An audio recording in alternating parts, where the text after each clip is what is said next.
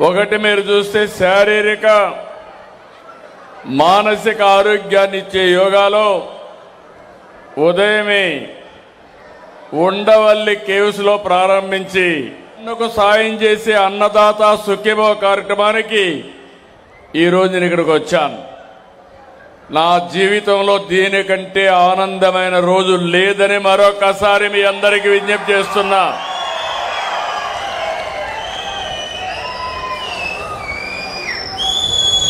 ఈ 3 కార్యక్రమాలు చూస్తే ఇది ఒక చరిత్ర. మనం ఆర్థికంగా బాగుండాలి, ఆరోగ్యపరంగా బాగుండాలి. ఈ 2 బాగుంటే ఆనందం ఉంటుంది. అలాంటి కార్యక్రమానికే శ్రీకారం చుట్టాం. ఈరోజు మీరు చూస్తే ఎన్నికల ముందు నేను ఒక మాట చెప్పాను. నేను ఆ రోజు ఎప్పుడు కూడా వెనక ముందు ఆలోచించలేదు.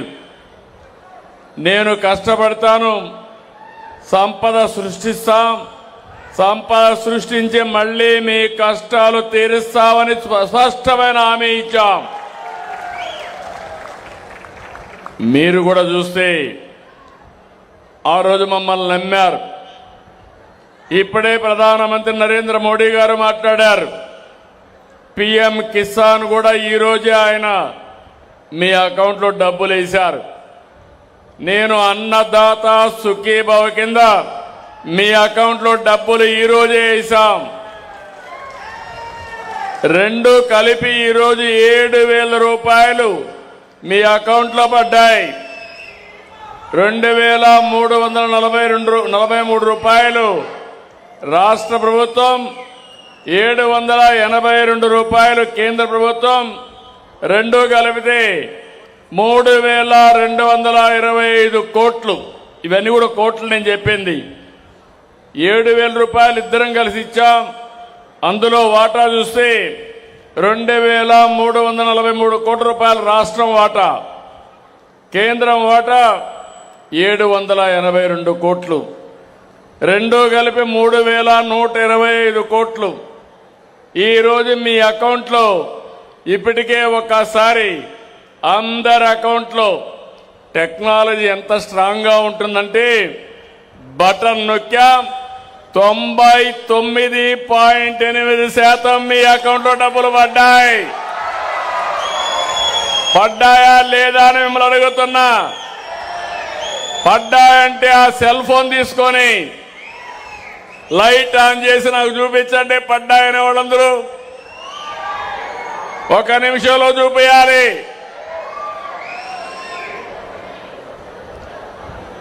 చాలా సంతోషం. ఆ రోజు నేను చెప్పింది 20,000 రూపాయలు ఇస్తామన్నాం.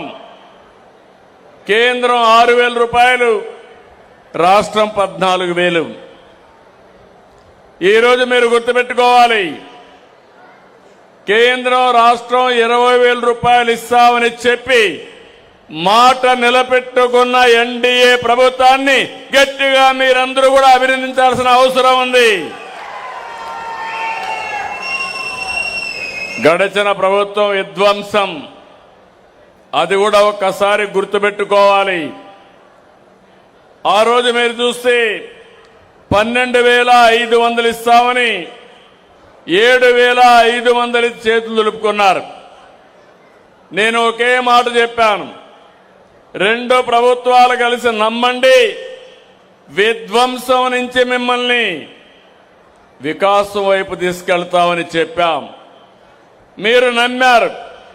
ఆ రోజు నేను, మన మిత్రుడు పవన్ కళ్యాణ్ గారు, జనసేన అధినేత కలిసి ముందుకొచ్చాం. ఆ తర్వాత బీజేపీ ప్రధానమంత్రి నరేంద్ర మోడీ గారితో కలిసి ఎన్డీఏ ఏర్పాటు చేశాం. అది ఒక చరిత్ర. ఎవరిని పెట్టినా గెలిపించారు. నేను రాజకీయాల్లో చాలా రోజుల నుంచి ఉన్నాను, కానీ 94% పెట్టిన అభ్యర్థులు గెలిపించిన ఏకైక ఎన్నిక 2024. అలాంటి స్ఫూర్తి చూపించిన మిమ్మల్ని మళ్ళీ ఒకసారి అభినందిస్తున్నా. వ్యవసాయం అనేక సవాళ్లు ఎదుర్కొంది. చాలా సమస్యలు వచ్చాయి. ఇప్పటికి కూడా సమస్యలన్నీ కూడా తీర్చామని నేను చెప్పడం లేదు. ప్రపంచమంతా ఈ సమస్యలు ఉన్నాయి, మనకు ఆ సమస్యలు ఉన్నాయి. అయితే ఈరోజు రైతన్నకు అండగా ఉన్నాం. ఎక్కడికక్కడ విత్తన సరఫరా దగ్గర నుంచి మార్కెటింగ్ వ్యవస్థ వరకు ఎక్కడా రైతు నష్టపోకుండా అనేక కార్యక్రమాలు చేశాం. ఒకప్పుడు 6 నెలలు కూడా మీరు ధాన్యం వేస్తే డబ్బులు ఇచ్చేవాళ్ళు కాదు. ఈరోజు గర్వంగా చెప్పగలుగుతున్నాను, 48 గంటల్లో మీరు ధాన్యం ఇచ్చిన వెంటనే మీ అకౌంట్లో డబ్బులు వేసే ప్రభుత్వం ఈ ఎన్డీఏ ప్రభుత్వం. ఇంకో పక్క ఈరోజు లేబర్ ఖర్చులు పెరుగుతున్నాయి, వ్యవసాయ ఖర్చులు పెరుగుతున్నాయి, ఆదాయం తగ్గుతా ఉంది. అందుకని యాంత్రీకరణకు ఎక్కువ ప్రాధాన్యత ఇస్తున్నాం. దీనికోసం కూడా ఎంత డబ్బులు కావాలనో అంత డబ్బులు ఖర్చు పెట్టే పరిస్థితికి వచ్చాం. రైతులందరికీ ఎస్ఎంఎస్ ద్వారా ఎప్పటికప్పుడు సూచనలు ఇస్తున్నాం. ఈరోజు మిమ్మల్ని చూశాను, మీరు ఇక్కడ కూర్చున్నారు. దర్జాగా మీ అకౌంట్లో డబ్బులు పడిందా లేదా చూసుకునే పరిస్థితికి వచ్చారు. నేను ఒకే పని చేస్తున్నాను. ఒక ముఖ్యమంత్రిగా రియల్ టైం గవర్నెన్స్ పెట్టాను. మీరు ఫోన్ మారిస్తే ఆ ఫోన్ నెంబర్ కూడా అప్డేట్ చేస్తున్నా. మీరు ఈ క్రాప్ తీసుకొని ఎప్పటికప్పుడు మీ అవసరాలన్నీ గుర్తిస్తున్నా. దీనివల్ల నేను ఈరోజు మీకు రైతు భరోసా ఇవ్వాలనుకుంటే, ఏదైతే అన్నదాత సుఖీభవ ఇవ్వాలనుకుంటే ఇమ్మీడియట్ గా మీ అకౌంట్లో డబ్బులు వేయగలిగానంటే అది రాష్ట్ర ప్రభుత్వం యొక్క సమర్థత. లెక్కలన్నీ కూడా ఎప్పటికప్పుడు అప్డేట్ చేసుకుంటున్నాం. నేను ఒకటే మిమ్మల్ని అందరినీ కోరుతున్నా, రైతు బాగుండాలి, గ్రామీణ ఆర్థిక వ్యవస్థ బాగుంటుంది. కానీ వైసీపీ హయాంలో 1-2 కష్టాలు కాదు, కడాన సాగునీరు నుంచి వర్షాలు వస్తే ముంపుకు గురయ్యేక్కడి నుంచి అనేక సమస్యలు ఎదుర్కొన్నారు. 2 ఏళ్లుగా మీరు చూస్తున్నారు, ప్రతి ఒక్క ఇష్యూ పైన, ప్రతి ఒక్క సమస్య పైన ఎక్కడికక్కడ ముందు జాగ్రత్త ముందుకు పోతున్నాం. ఇక్కడే రైతులున్నారు. ప్రధానమంత్రి గారు చెప్పిన విషయం కూడా మీరు విన్నారు. మన భూమి మన తల్లితో సమానం. అలాంటి భూమిని మనమందరం కూడా తాత్కాలిక లాభాల కోసం ఎక్కువ యూరియా వేయడం మొదలుపెట్టాం.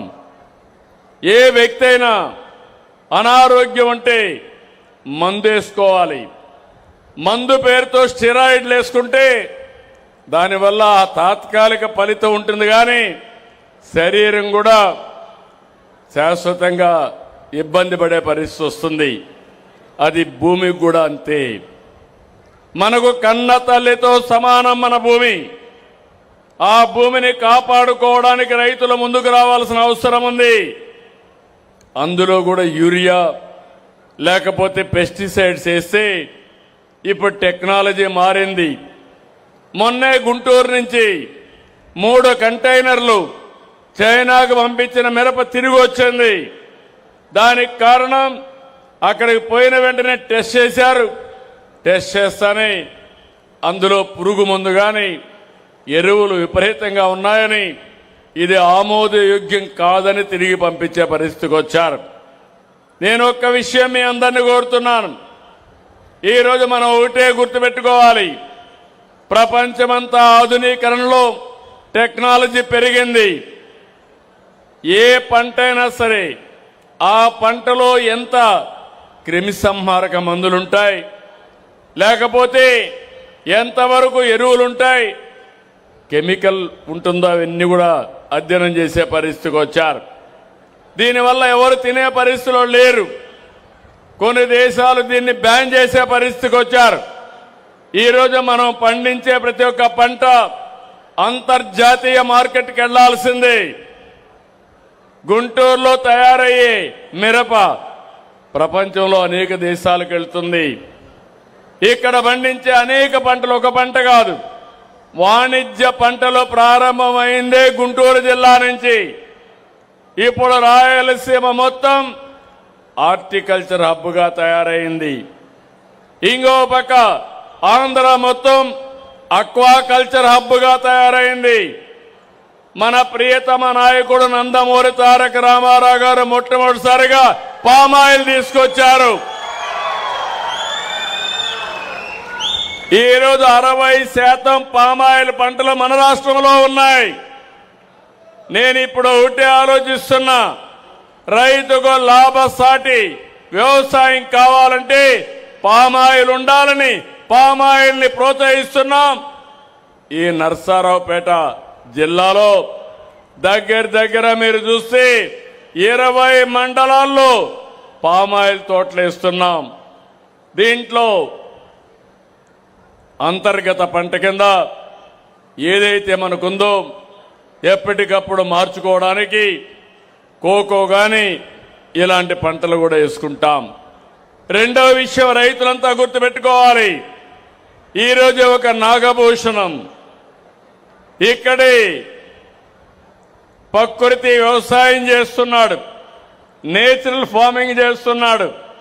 నేను ఆయన ఫామ్కి వెళ్ళాను. 6 ఎకరాలు కౌలు రైతు. దాంట్లో మీరు చూస్తే 2 ఎకరాల్లో కూరగాయలు వేశాడు.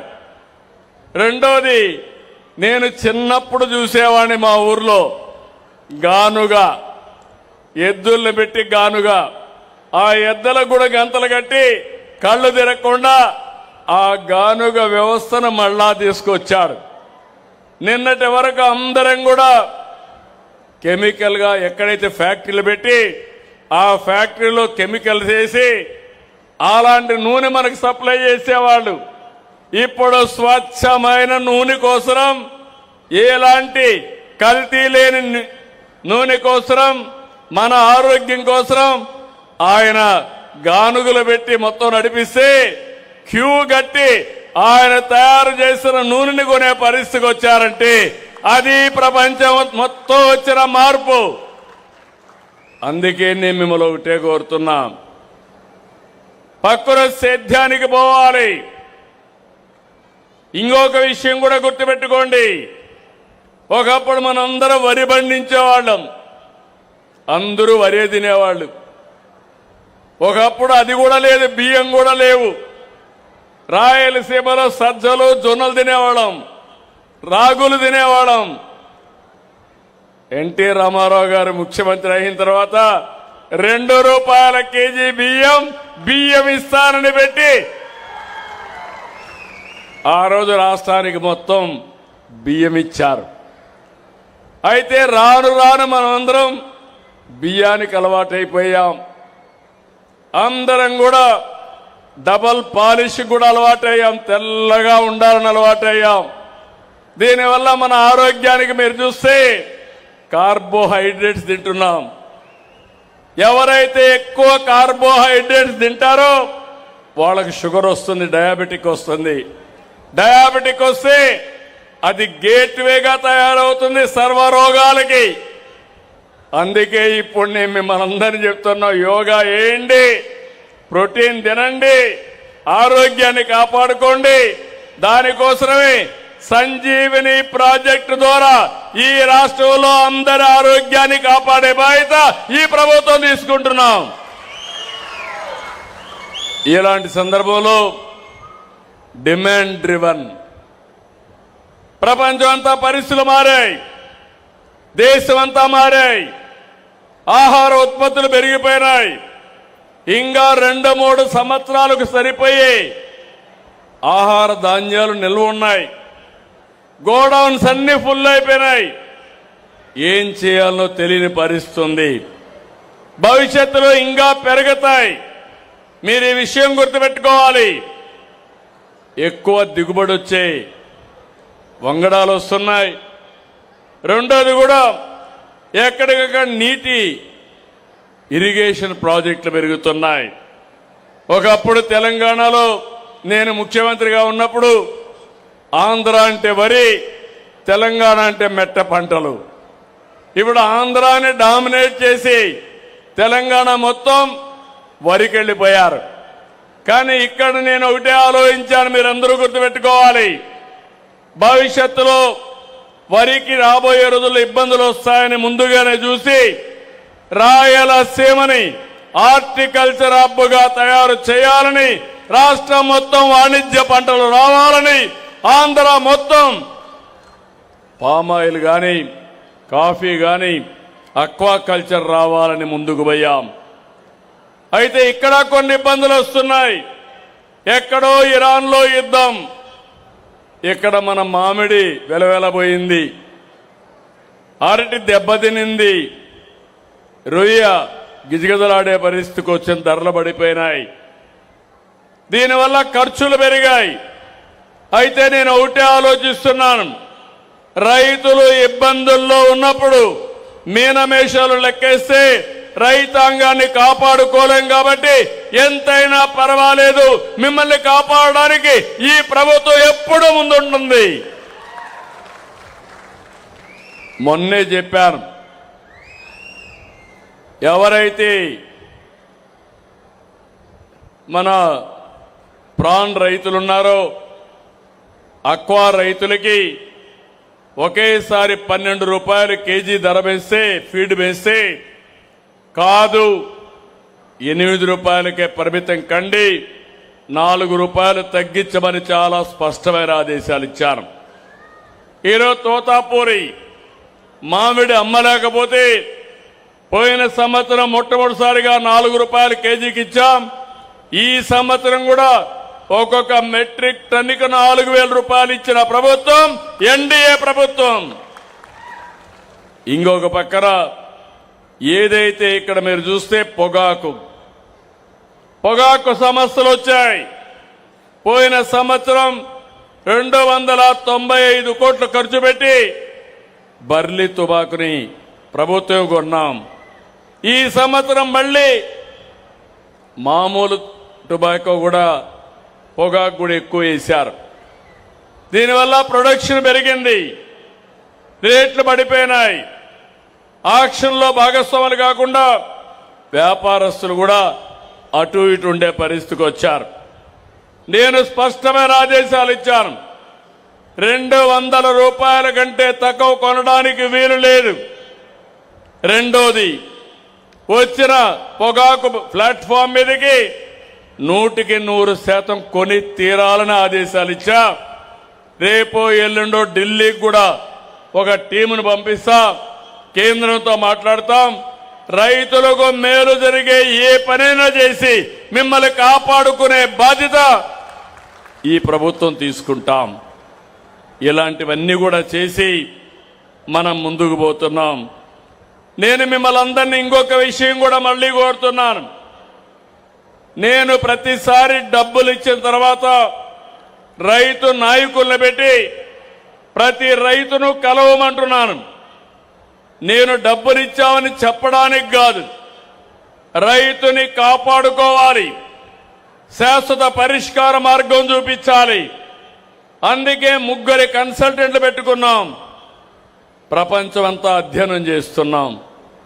ఏ పంట ప్రపంచంలో ఎంతెంత వేస్తున్నారు, వర్షాలు ఏ విధంగా ఉన్నాయి, రాబోయే రోజుల్లో ఎంత పంట దిగుబడి వస్తుంది, దీనివల్ల రేట్లు ఏ విధంగా ఉంటాయి, ఇవన్నీ కూడా అధ్యయనం చేసి పంట మార్పిడి కోసం ఏ రైతు ఏ పంట వేస్తే బాగా ఆదాయం వస్తుందో అవన్నీ చెప్పడానికి మీ ఇంటికి వస్తున్నాం. నేను ఒకటే మిమ్మల్ని కోరుతున్నాను, టెక్నాలజీ పూర్తిగా వాడుతున్నాం.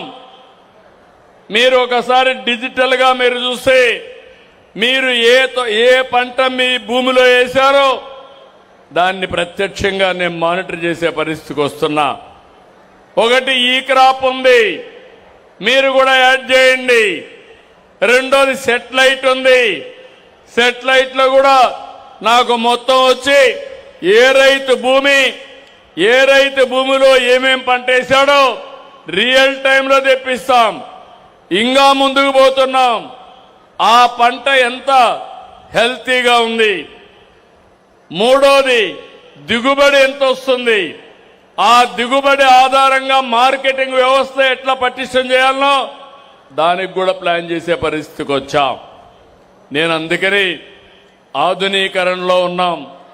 మీ అందరికీ తెలుసు, నేను ఒక మాట చెప్పాను మీ అందరికీ, రైతు బిడ్డ ఐటీ కంప్యూటర్ ఆపరేట్ చేసే పరిస్థితి రావాలని చెప్పాను 30 ఏళ్లకు మునుపు. ఈరోజు మా రైతు బిడ్డల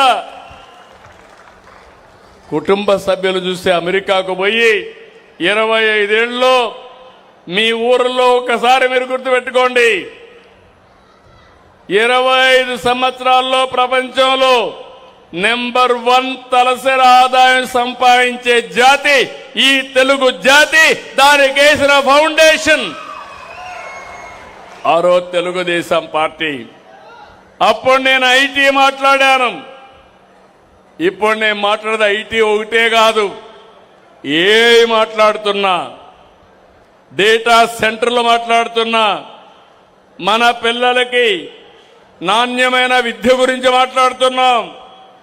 ఇంకో పక్కన ఎక్కడికక్కడ మన పిల్లల్ని క్వాంటమ్ కంప్యూటర్లో కూడా ఆధునీకరణ తేవాలని. ఈరోజు ప్రపంచంలో ఉండే టెక్నాలజీస్ అన్నిటికీ చిరునామా మన రాష్ట్రం అని చెప్పి నేను మీకు తెలియజేస్తున్నా. క్వాంటమ్ కానీ, డేటా కానీ, ఏఐ కానీ, సెమీ కండక్టర్ కానీ, స్పేస్ టెక్నాలజీలో సెటిలైట్ ఉత్పత్తి చేసే కేంద్రాలు కానీ, డ్రోన్ టెక్నాలజీ కోసం డ్రోన్ సిటీ పెట్టడం కానీ, మొన్నే పుట్టపర్తిలో మీరు చూస్తే 5th జనరేషన్ ఫైటర్ జెట్ కూడా వేరే దేశాల మీద యుద్ధాలు చేయాలంటే మన దగ్గర నుంచి వెళ్లే విమానాలే దీనికి మూలాధారం అవుతాయి. ఇలాంటి టెక్నాలజీస్ అన్ని తీసుకొస్తున్నాం. అయితే అదే సమయంలో మీరు ఇంకొక విషయం కూడా గుర్తుపెట్టుకోవాలి. నేను సాగునీటి పైన పెద్ద ఎత్తున ముందుకు పోతున్నాం. 2 సంవత్సరాలు దృష్టి పెట్టాం. 36 ప్రాజెక్టుల్ని నిర్దిష్టమైన కాల పరిమితి ఇచ్చాను. ఆ టైంకి ప్రాజెక్టులు పూర్తి చేయాలనుకున్నాం. ఈరోజు చిలకలూరుపేటలో మీ అందరికీ హామీ ఇస్తున్నాను, 2027 మార్చి ఏప్రిల్ లోపల పోలవరం పూర్తి చేసి జాతికి అంకితం చేస్తాం. ఈ పోలవరం తెలుగు జాతికి ఒక వరం, ఒక జీవనాడి. నీళ్లుంటే మా రైతాంగం బంగారు పండించే రైతాంగం ఇక్కడ ఉన్నారు. ఇది పూర్తయితే కృష్ణా నదికి నీళ్లు వస్తాయి. గుంటూరు ఛానల్ ద్వారా చిలకలూరిపేటకు కూడా నీళ్లు వస్తాయి. నీటి కొరత లేదు. కానీ ఇంకా ముందుకు తీసుకుపోవాల్సిన అవసరం ఉంది. నాగార్ సాగర్ రైట్ కెనాల్లో పడాలి, నల్లమల సాగర్ పోవాలి, వంశధార ప్రాజెక్టుకి వెళ్ళాలి. అదే మరి పెన్నా నది అనుసంధానం కావాలి. బనకచెర్ల వరకు పోగలిగితే, అన్ని నదుల అనుసంధానం జరిగితే ఆంధ్ర రాష్ట్రానికి తిరుగు లేదని మరొక్కసారి మీ అందరికీ విజ్ఞప్తి చేస్తున్నా. ఇది నా జీవితాశయం. ఇది ఎన్టీ రామారావు గారి సంకల్పం.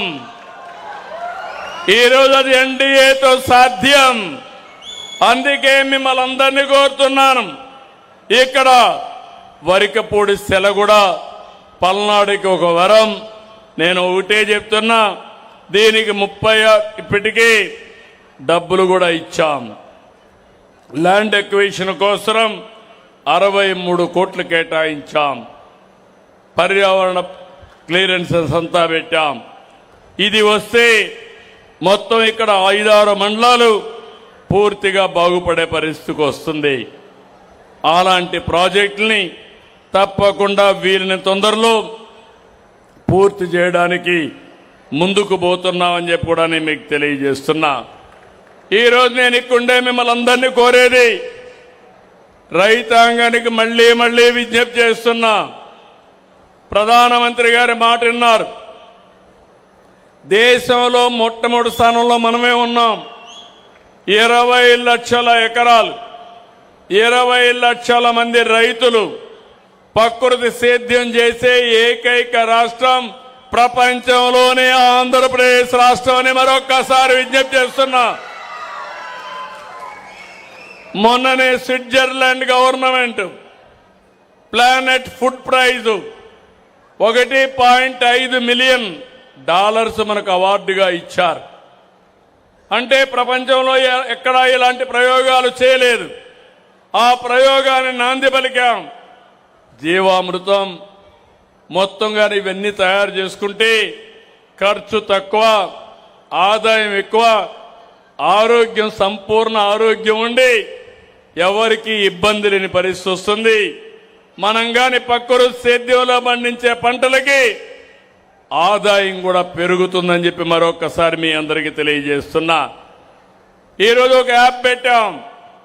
కొంతమంది నన్ను అడిగారు, ఎరువులు ఎక్కడ కూడా కొరత లేదు, వీలైనంత వరకు అన్ని ప్రొక్యూర్ చేసి పెట్టుకున్నాం.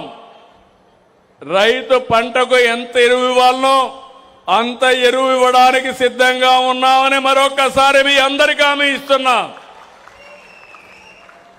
సైంటిస్టులు కానీ యూనివర్సిటీ చెప్పిన ప్రకారం ఏ ఎకరాకు ఎంత వేయాలని అంత వేస్తే మీకు ఖర్చులు తగ్గుతాయి, ఆదాయం పెరుగుతుంది. మనం పండించిన పంటకు గిట్టుబాటే కాకుండా గిరాకీ ఉంటుంది. అందుకే మళ్ళీ కోరుతున్నా, ఈ ప్రభుత్వం చేసే పని ఈ రాష్ట్ర రైతాంగాన్ని దృష్టిలో పెట్టుకుని ఈరోజు బాగుండాలి, రేపు బాగుండాలి, ఎల్లుండి కూడా రైతు బాగుండాలనే ఉద్దేశంతో ఒక ప్రణాళికాబద్ధంగా ముందుకు పోతున్నాం. నేను అందుకనే మీకు అందరికీ విజ్ఞప్తి చేస్తున్నా, మనం ఇచ్చే సంక్షేమ కార్యక్రమాలు ఏ రాష్ట్రం కూడా ఇవ్వడం లేదు. కేంద్రం ఒక పక్క ఇస్తే నేను ఆ రోజు చెప్పిన ప్రకారం ఒక క్యాలెండర్ పెట్టుకొని ఎక్కడా ఒక్క రోజు లేట్ కాకుండా నేను చెప్పిన అన్ని కూడా అమలు చేయడానికి చిత్తశుద్ధితో ముందుకు వచ్చానని చెప్పి కూడా నేను మీకు తెలియజేస్తున్నాను. ఇంకొక పక్కన నేను ఆ రోజు కొన్ని వైట్ పేపర్లు పబ్లిసైజ్ చేశాను. రాష్ట్ర ఆర్థిక పరిస్థితి మొదలుకొని వాస్తవ విషయాలు మీకు చెప్పాను. ఇప్పుడు మళ్ళీ 2 ఏళ్లలో ఏం చేశామో ప్రోగ్రెస్ రిపోర్ట్స్ కూడా మీ ముందర పెడతాను. ఎందుకు నేను ఈ మాట వాడుతున్నానంటే, మన రాష్ట్రంలో ఒక పార్టీ ఉంది, గొడ్డలి పార్టీ. ఆ పార్టీకి ఏమీ పని లేదు, విషాన్ని చిమ్మడం తప్ప, అభివృద్ధిని ఆపేయడం తప్ప, ప్రజల్ని కష్టాల్లోకి నెట్టేయడం తప్ప ఇంకోటి తెలియని పార్టీ. ఈరోజు ఇంకొక మాట మీరు ఒకసారి చూస్తే, స్వచ్ఛాంధ్ర, స్వర్ణాంధ్ర ఈరోజు మీరు చూస్తున్నారు. నేను దీన్ని ఉద్యమంగా తీసుకున్నా. 17వసారి 3వ శనివారం ఈ కార్యక్రమానికి శ్రీకారం చుట్టాను. ఇందులో కూడా మీరు ఒకసారి గుర్తుపెట్టుకోవాలి, పరిశుభ్రత ఉంటే, పర్యావరణాన్ని పరిరక్షించుకుంటే, పర్యావరణ సమతుల్యంతో వర్షాలు సకాలంలో పడతాయి. ఈసారి ఎల్నినో ఎఫెక్ట్ వచ్చింది. ఓసారి వర్షాలు పడకుండా పోతున్నాయి. పడితే క్లౌడ్ బరస్ట్ వస్తుంది, ఒకేసారి ఒకే గంటలో వర్షం పడుతుంది. పడకపోతే ఒక 3 నెలలు పడదు. దానివల్ల చాలా సమస్యలు వస్తున్నాయి.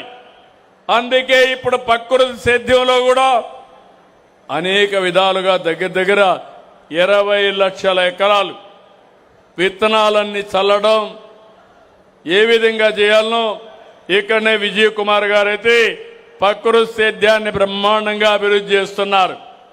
మనం దాన్ని అవలంబిస్తే ట్రెడిషనల్ గా వేసే పంటల వల్ల నష్టపోతే పూర్తిగా నష్టపోతున్నాం. నాకు అనుభవం ఉంది. అనంతపూర్ జిల్లా ఎడారిగా మారిపోతున్నారు. ఆ రోజు వాళ్ళు వేరుశెనగ పంటేస్తే 10 ఏళ్లకు 8 సంవత్సరాలు వచ్చేది కాదు.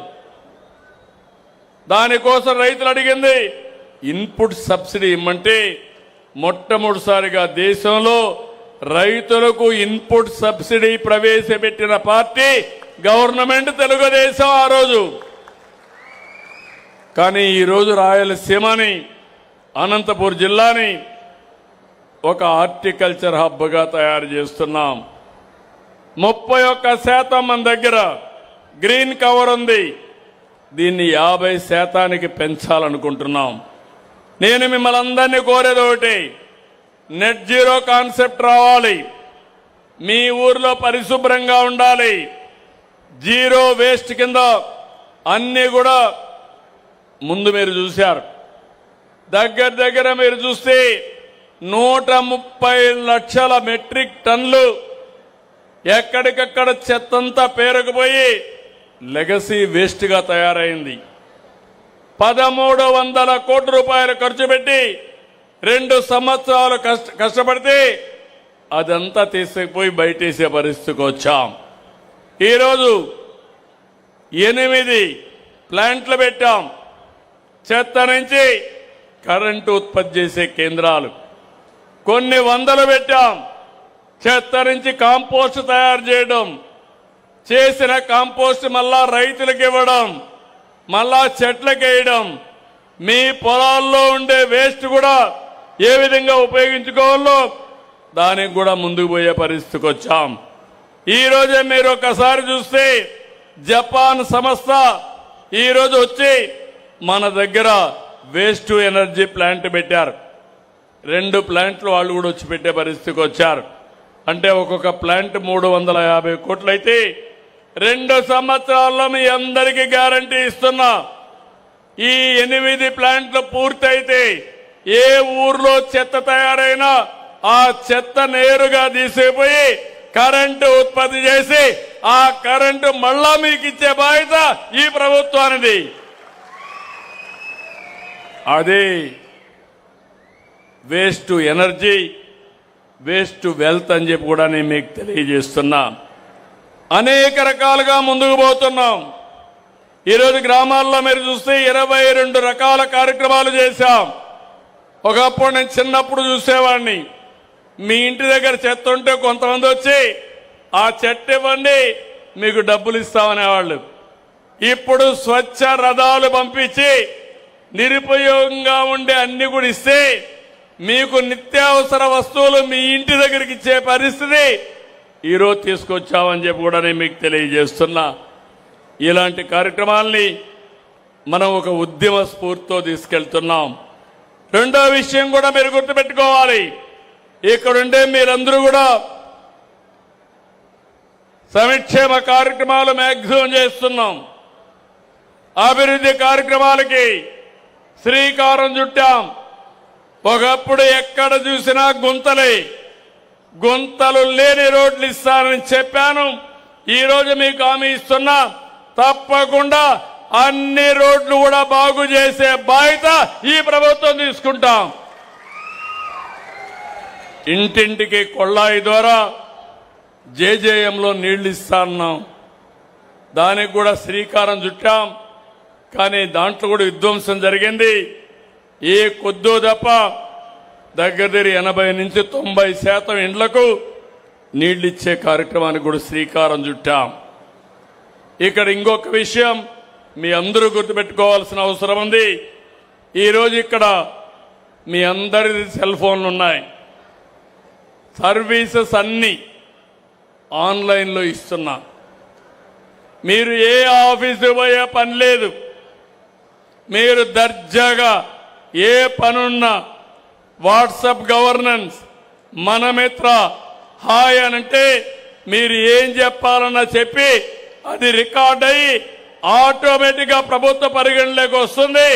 ఎవరైనా తప్పు చేసి రాబోయే రోజులు ఉపేక్షించే పరిస్థితి ఉండదని మరొక్కసారి మీ అందరికీ హామీ ఇస్తున్నా.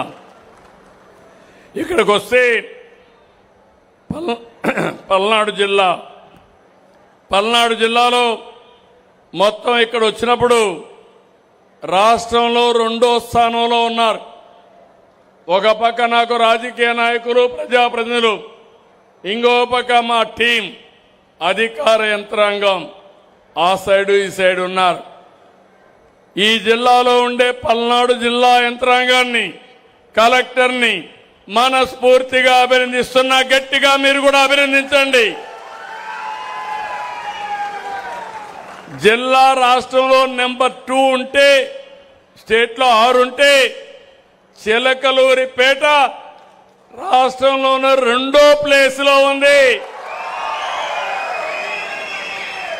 ఇక్కడ పనిచేసిన అధికార యంత్రాంగాన్ని అభినందిస్తున్నా. ఇక్కడ ఆఫీసర్స్ ఉన్నారు. 5 నిమిషాల టైం ఉంది. నేను ఎక్కువ చెప్పడం లేదు. ఇరిగేషన్, స్పోర్ట్స్ విషయంలో, ట్యాక్స్, ట్రాన్స్పోర్ట్ విషయంలో, పార్ట్ హోల్స్ విషయంలో, ట్రైబల్ వెల్ఫేర్ రెసిడెన్షియల్ స్కూల్స్ విషయంలో చాలా బాగా పనిచేశారు. రాష్ట్రానికంటే 6% అదనంగా ఆవరేజీ పర్ఫార్మెన్స్ ఉంది. ఈ 6 డిపార్ట్మెంట్ని మనస్ఫూర్తిగా అభినందిస్తున్న. చప్పట్లు కొట్టి మీరు కూడా అభినందించండి. అక్కడి నుంచి 3-6 సంవత్సరాలు అంగన్వాడీలో భోజనాలు, ఎఫ్లైన్ survey, fire NOC, urea availability, Panchayati రాజులో సేవలు, రెసిడెన్షియల్ స్కూల్స్ బాగా మెయింటైన్ చేయడం, సారథి డ్రైవింగ్ లైసెన్స్లు ఇవ్వడం, అదే సమయంలో tribal welfare schools and hostels, అదే కాకుండా ఇంకో పక్క బీసీ రెసిడెన్షియల్ స్కూల్స్, వీధి దీపాలు, ఆర్ఓఆర్, కాలేజ్ ఎడ్యుకేషన్, అన్నా క్యాంటీన్, బీసీ హాస్టల్స్, రీసర్వే, గ్రామ స్వర్ణ గ్రామం, స్వర్ణ వార్డు, మున్సిపల్ అడ్మినిస్ట్రేషన్లో శానిటేషన్. వీళ్ళందరూ 2 నుంచి 5% రాష్ట్రానికంటే బెటర్గా ఉన్నారు. గట్టిగా చప్పట్లు కొట్టి మళ్ళీ ఒకసారి వీళ్ళు బాగా చేసిన వాళ్ళు అభినందిద్దాం. అక్కడి నుంచి మిగిలిన డిపార్ట్మెంట్లన్నీ కూడా 2 నుంచి 0% ఉన్నారు. కానీ కొన్ని డిపార్ట్మెంట్లు మైనస్లో ఉన్నారు. డ్రింకింగ్ వాటర్ అర్బన్ ఏరియాలో మైనస్లో ఉన్నారు. రేషన్ డిస్ట్రిబ్యూషన్లో మైనస్లో ఉన్నారు. సీఎం రిలీఫ్లో మైనస్లో ఉన్నారు. సోషల్ వెల్ఫేర్ హాస్టల్లో మైనస్లో ఉన్నారు. ఏపీ ఎస్ఆర్టీసీ సర్వీసెస్లో మైనస్లో ఉన్నారు. Pollution control board, weaver electricity subsidy, RTC buses, bus స్టేషన్లు, సీడ్, ఇవి కూడా బాగాలేవు. గ్రామీణ ప్రాంతంలో తాగునీరు విషయంలో 5% మైనస్లో ఉన్నారు. ఇంకో పక్క ఇసుక విషయంలో 6.74% మైనస్లో ఉన్నారు. నేను ఒకటే కలెక్టర్ని కోరుతున్నా, ఇసుక విషయంలో రాజీ లేదు. ఉచితంగా ఇసుక ఇస్తున్నాం. ఎవరైనా తప్పు చేస్తే వాళ్ళని వదిలిపెట్టమని మరొకసారి హెచ్చరిస్తున్నా. కన్సర్న్ ఆఫీసర్లు కానీ జిల్లా అడ్మినిస్ట్రేషన్ కూడా సెట్ కావాల్సిన అవసరం ఉంది. నేను ఈరోజు వచ్చినప్పుడు మీ ఆలోచనలు చూశాను. నేను ఒకటే మీ అందరికీ హామీ ఇస్తున్నా, ఈరోజు నేను టెక్నాలజీ ఉపయోగించగలిగాను. మనుషులను కూడా మార్చాలి. మనుషులు మారకపోతే నేను ఎంత టెక్నాలజీ వాడినా నా దగ్గర బాగుండే మీ దగ్గరకు వచ్చి పెత్తనం చేస్తే సమస్యలు వస్తాయి. భవిష్యత్తులో పనులు చేయడం ఎంత ముఖ్యమో ప్రజలతో సఖ్యతగా ఉండి ప్రజల్ని గౌరవించడం కూడా అంతే ముఖ్యమని మరొకసారి అందరినీ కోరుకుంటున్నాను.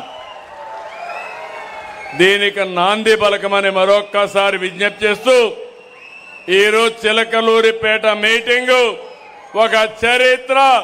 ఇలాంటి చరిత్ర సృష్టించిన మిమ్మల్ని అందరినీ పేరు పేరున అభినందిస్తూ ప్రతి రైతుకు హామీ ఇస్తున్నా, మీ కష్టాల్లో నేనుంటా.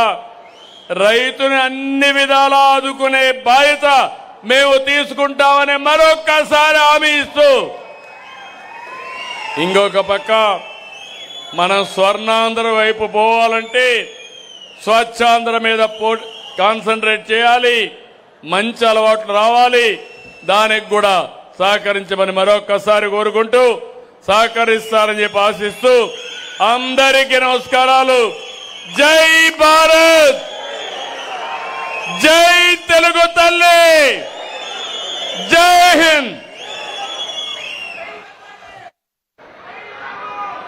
రాష్ట్ర అభివృద్ధి కోసం పరితపిస్తూ